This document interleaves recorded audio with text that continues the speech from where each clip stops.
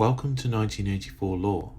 The question as to whether the party in George Orwell's 1984 could be, or eventually was, overthrown is actually answerable. Furthermore, I have explained within how this may have come about based on the law and what we know. For those who don't know, the appendix of the novel, which discusses the language of Oceania, Newspeak, is written in the past tense. Since the very language of the section is in Old Speak or Standard English, we can therefore assume the language did not assume primacy. This fact in itself furthermore insinuates the party in Ingsoc were overthrown at some point between its unknown date of writing and Winston's day. Incidentally, Winston too is mentioned by name, which also indicates that O'Brien's assertion that he would be vaporized, that is, obliterated from all memories and records, did not come to pass. Of course, in the main body of the novel, the reader is left with the depressing and horrifying reality of Winston's transformation, the last words of the story being the chilling, "He loved Big Brother." Winston's journey from lonely heretic to lover, then would-be rebel, was, if O'Brien is to be believed, one of complete futility. In Part 3 we learn that the Thought Police had been monitoring him for 7 years, long before the opening of the novel. Through the progress of the book, his movements were noted and controlled, the Thought Police able to act at any stage. This unpleasant reality suggests that if such control is possible in Oceania, then how could the party possibly be overthrown? The question jars us as an irresistible force coming up against the plain, matter-of-fact reality of the party's demise, as implied in the appendix. The answer is never certain, but it's still useful and fun to consider this issue in terms of educated probabilities. It helps to properly consider the context in which we are considering the question of the party's overthrow. The party is indeed powerful, perhaps the most powerful government in the history of its world. However, powerful does not translate to infallible or invincible. The very structure of oceanic society itself betrays an inherent fragility characteristic of oppressive hierarchical structures. Indeed, as Goldstein's book relates, the entire point of the Thought Police, the propaganda, the war, as well as the near total and jealous control of party members' thoughts and conduct, is precisely because such hierarchies tend to collapse. It is through these extraordinary measures that the inner party maintains their absolute power for the sake of that power. One obvious means through which the party was overthrown was through the Proles. According to party doctrine, ironically enunciated through Goldstein's book, supposedly written by its greatest dissident, the Proles are helpless in effecting a revolution, given they are too preoccupied with the continuous war, their crushing poverty, and trivial personal matters to even understand that they are even being oppressed to begin with, let alone incentivized to revolt. This take on things is from the perspective of the party, however, so we must skeptically contrast this with what we actually see in the book. Winston relates one story that appears to confirm this sentiment when he hears a deafening roar of a couple of hundred Prole women in a market. Excitedly looking to witness what he hopes is the start of a violent insurrection, he is instead confronted by the women jostling and fighting over some flimsy cooking pots. Disgusted, Winston asks why they can't get so passionate over something that matters.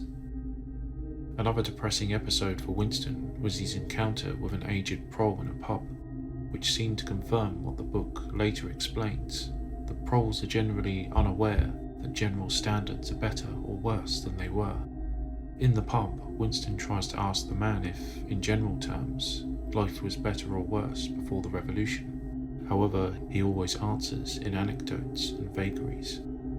When he finally asks, was it better, the old man simply relates it to his own life, answering how there are certain advantages to being old, one being he had no truck with women, yet he contrasted this advantage with his terrible health. Leaving the pub deflated and unsatisfied, it's hard to disagree with the book's analysis that the Proles on their own could not revolt.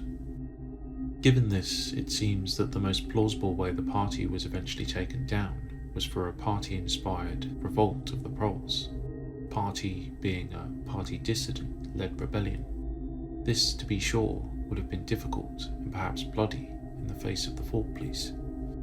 O'Brien, playing his role of Brotherhood member, says to Winston that it could take 1,000 years to extend the sphere of knowledge little by little to the point of effecting a revolt. Ironically, given O'Brien partially wrote Goldstein's book, or at least claimed to, the programme he so derided later on as nonsense is probably the only feasible way for the party to be overthrown, though I believe the book also highlights another important factor to the party overthrow. Basically, the overthrow would almost certainly have come from a general proletarian uprising, since the Proles made up an overwhelming 85% of the population of Oceania. Their numbers could have easily swamped the enforcers of the party. What is unclear at present is exactly how the party itself allowed this. In Goldstein's book, it states there are only 4 ways in which a ruling group can fall from power. Firstly, conquest from without. Secondly, a revolt due to gross, inefficient governance. Thirdly, allowing a strong and discontented middle group, presumably the outer party, to rise. And fourthly, it loses its own self-confidence and willingness to govern. The book further states that it's nearly always a combination of these factors to varying degrees that brings about a ruling group's fall from power. In Oceania's case, I believe the conquest cause may have been present, but not a decisive factor. The chief cause, perhaps, came from inefficient governance of the masses, which creates the atmosphere which any dissidents can exploit to begin with. The Proles can be quickly stirred up to anger. We know this from in-universe examples such as the public executions and events like Hate Week. We also know from the cookware incident that Proles can be stirred up quite spontaneously too. Proles with sufficient guidance can thus be very dangerous, and I believe, given how many dissidents exist in Oceania, this scenario of a relatively quick rising and fracturing of the ruling class is the best scenario for the party's collapse. The inefficiency part of the equation comes in the inner party's underestimation of the Proles' capacity to revolt. They know it's possible and even have safeguards in place, such as the war atmosphere that terrifies them. Bombs continually kill scores or hundreds of them at intervals. They also bombard the masses with propaganda and vacuous distractions like sports, gambling, literature, and the state lottery. However, even all this is likely insufficient to arrest growing knots of discontent within the Proles as a whole. It is admitted that even without party dissidents leading them, that occasionally gifted individuals do emerge within the Proles that could be a threat. The Thought Police are said to have a few members always circulating within the Proles to spread rumours, sometimes detect and eliminate such threats. However, it's not impossible that a few such threats escape undetected. Given their huge numbers, it's inevitable that some gifted individuals did escape notice long enough to effect a rising against the party. This, then, covers the second manner in which the ruling class can fall. I believe that, despite their totalitarian control over them, similarly at least a few outer party members escape the grasp of the Thought Police. Again, this comes down to sheer numbers and probability. The outer party makes up around 13% of oceanic society, with the inner party at just 2%. In the book alone, we know of several dissidents, or at least individuals targeted by the party. Syme is vaporized, likely with the excuse that he could become a detractor. Parsons, a superficially loyal and sycophantic drudge of the party, is also arrested for a small act of rebellion in shouting in his sleep, "Down with Big Brother."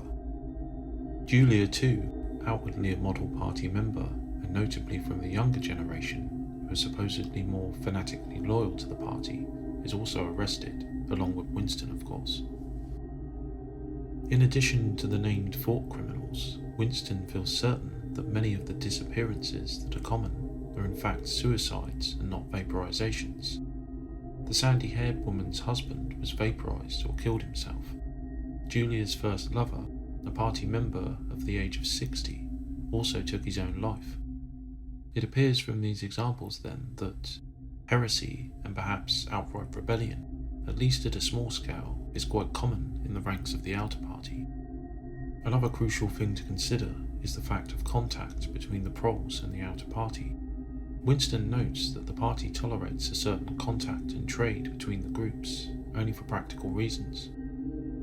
Sex, or prostitution to be exact, between party members and Proles is begrudgingly tolerated as an outlet for instincts that cannot wholly be repressed.